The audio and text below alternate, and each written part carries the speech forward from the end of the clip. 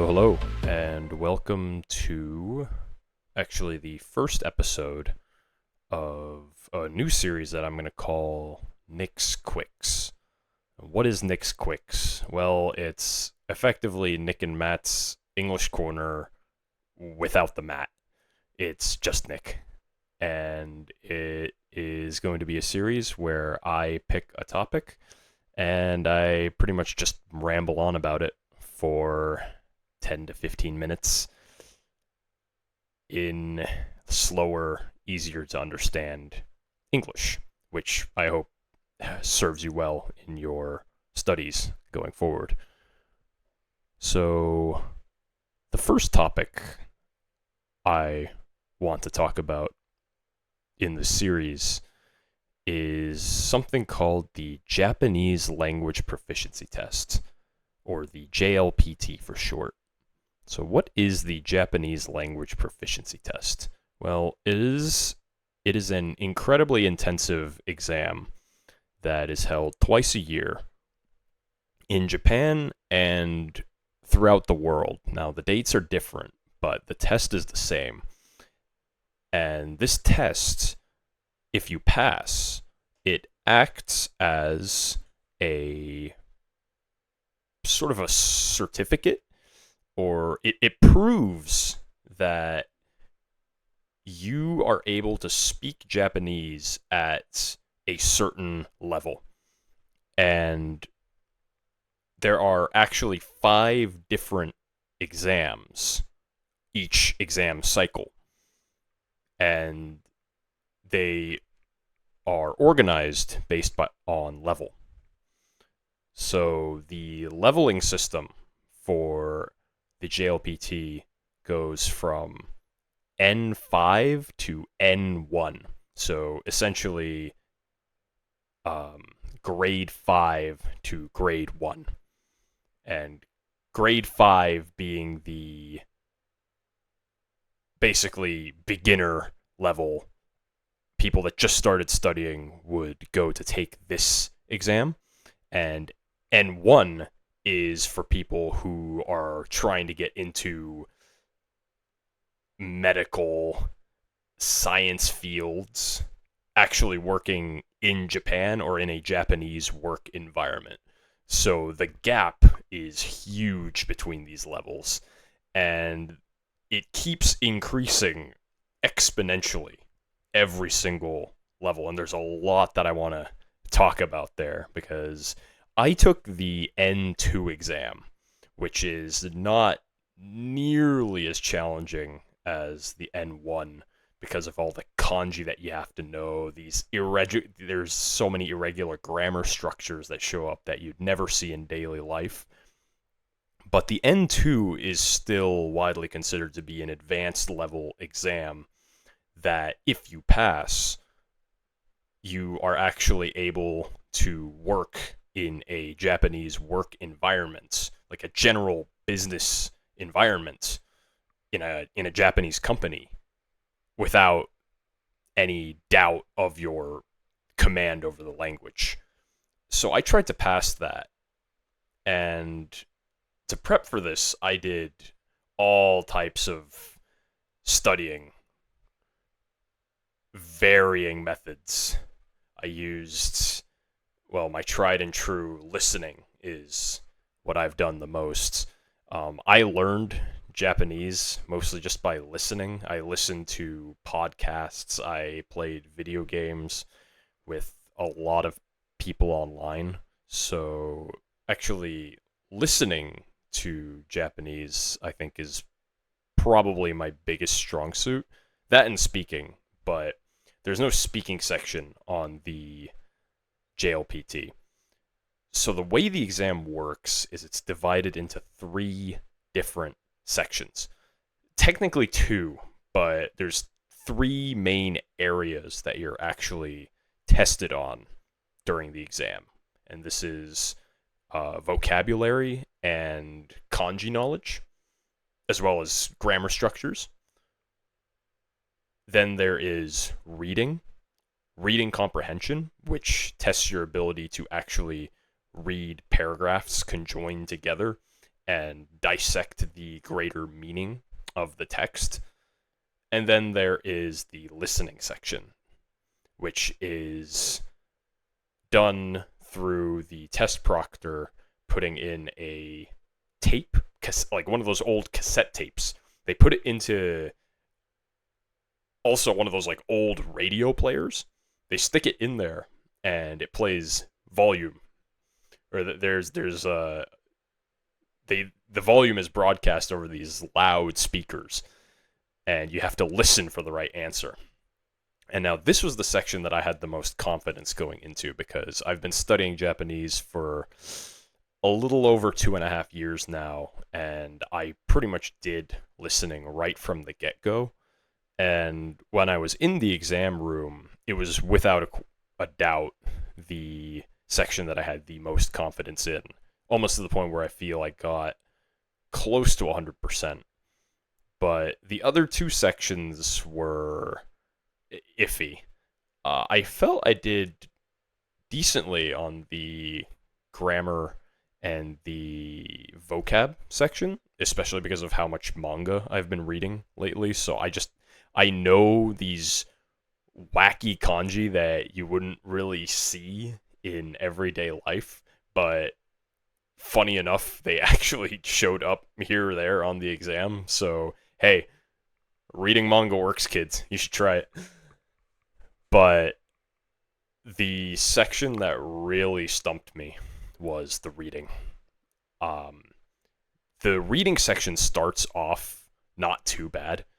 It starts off with just a paragraph of text, maybe 5-6 sentences, and then there's a question, and it says, what is the author's opinion? Which of these 4 answers, A, B, C, or D, matches the author's opinion the best?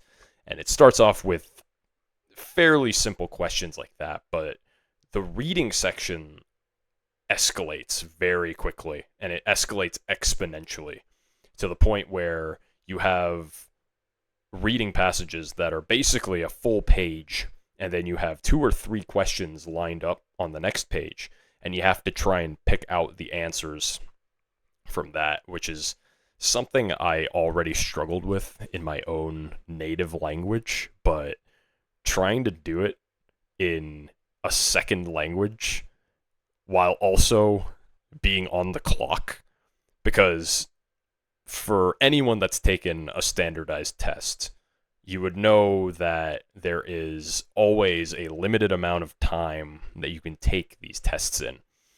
And now, the reason I said the JLPT is technically divided into 2 sections is because grammar and the reading are done in the same testing block. So this means that you have to do both the grammar and vocab and the reading all within a set period of time, which is 1 hour and 45 minutes.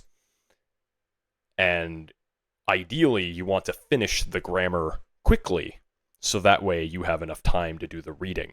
But even with the time that I had, which I finished the grammar section in about 30 minutes, which is pretty good pace for a learner taking the exam for the first time, the reading is deliberately designed so that you don't have enough time to read every single passage, even if you're a fluent native speaker, because it takes time to process what the text is actually about, and then you actually have to look through all the answers and identify which one best aligns with it, because the answers are also worded in ways that a few of the questions seem like they could be the answer, but there's a slight little deviance in how it's worded that makes it wrong.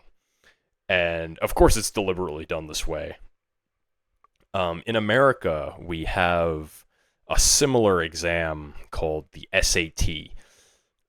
It's the general standardized test that every high schooler takes before they graduate. They take it as a way to show their level of education to colleges that they're applying to. And I actually did pretty well on the math section of that, but again, even in my own native language, reading was brutal. I did not do the greatest on that when I was in 10th grade um, in America. Now, I got better, but trying to do it in Japanese was just so brutal. Um, and now, the way you pass this exam, this JLPT, is there's two requirements that you have to pass. The first is there's a certain minimum number of points that you have to get on every single section. And by section, I'm referring to the three main: grammar, reading, and listening. There's a certain number of points that you have to get on every single section. And if you drop below that number of points on any of the three sections, you fail. Just outright, because you didn't demonstrate enough ability in all three elements of the language to pass. And the other requirement is that across all three sections, when you add up the score that you got, you have to get, I believe, above a combined 60% or higher to pass. I don't remember the exact numbers, but I know that it's definitely more than 50. I know that for sure. So, what does this mean for me? Now, because I was so confident in the listening and the grammar and vocab, I felt didn't go too bad, I'm pretty sure I actually got the combined number of points that I needed to actually get this certificate, actually pass the exam. But it's really going to come down to whether or not I got the points I needed on the reading, like the minimum threshold. Did I pass the minimum threshold in order to actually pass the exam in total? And that's really going to come down to luck at this point. But I think my best advice I can give to anyone that actually wants to take this exam, who's learning Japanese, or just any standard exam like this in general, is do your reading. That's honestly it. The reading passages is honestly, I think, the best way to study for these exams, especially when it comes to language learning, because when you're reading these passages, for one, you're taking in the language, so it's input as is, which means that even though you're not deliberately studying for grammar and vocab, just by reading the passage, you're learning new grammar and vocab that you didn't know. So that kills two birds with one stone. Second of all, there's a lot of tricks to actually succeed on the reading section. The main one is a certain tactic known as speed reading, which is where you practice reading so fast and also analyzing how the questions are set up, because the pattern of how the questions are presented on the exam is almost the exact same. The questions start off small and they gradually grow in size. So when you learn how the test makers actually make the test itself, how they word the questions and where they pull the questions from, you can use that knowledge to know where to look without wasting time on text that's put there to waste your time in the first place. So that's kind of what I've been reflecting on for the past 2 weeks. Oh yeah, and one other thing. For anyone worried about the listening section, also just, yeah, listen to a lot of podcasts. I think that's not just advice I would give to anyone trying to take a standardized exam. That's advice that I would give to anyone trying to learn a language in general, which is why I created this podcast in the first place. Because I think there is no better way to learn a language than to just listen to it a lot. Even if you only understand 10%, hey, that 10% is going to turn into 11%. And I can speak to the results, because when I was taking that listening section, it was easy.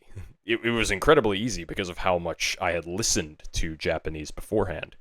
So that's my personal recommendation. But until I know whether I passed or not, I'm just gonna keep doing what I'm doing, going about my study routines the same way I have been. But I hope if anyone is actually planning to take this exam, this would kind of help them understand what the contents of the JLPT actually are, because they've been putting out this exam for it's probably been like over 30 years by now. It's been decades that they've been doing this exam, like literal decades. So the format has not changed in tens of years. It's always the same. So if you can get your hands on a practice exam, or like if even if possible like previous year's exam questions, that is a godsend, because when you understand that template, you know that it doesn't change. And from there, you can build your strategy, your plan of attack to actually succeed on the exam. So if I don't pass, I'm going to go and take it again in December, and I'm going to read a lot, despite the fact that I've never liked doing long strings of text. I've never liked reading long strings of text. I get bored very quickly, but you got to do what you got to do. Anyway, I hope this was helpful for anyone planning to take the Japanese language proficiency test, or just tuning in to hear some English. Either or. I hope you enjoyed, and I'll see you next time. Bye bye.